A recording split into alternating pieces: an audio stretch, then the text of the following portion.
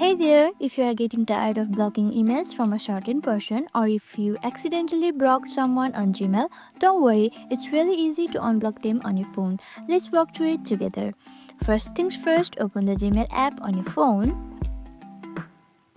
Once you are in, tap on the hamburger menu. That is the three horizontal lines in the upper left corner to open the side menu. Now scroll down and tap on settings.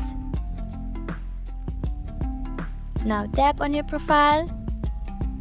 You will be seeing blocked users right here. Tap on it. Here you will see a list of all the email addresses you have blocked. Find the email address you want to unblock. Once you spot it, just tap on the unblock button and that's it. Your contact will be successfully unblocked and they can send you messages again. That's it. Now you know how to unblock an email in your Gmail. Easy, right?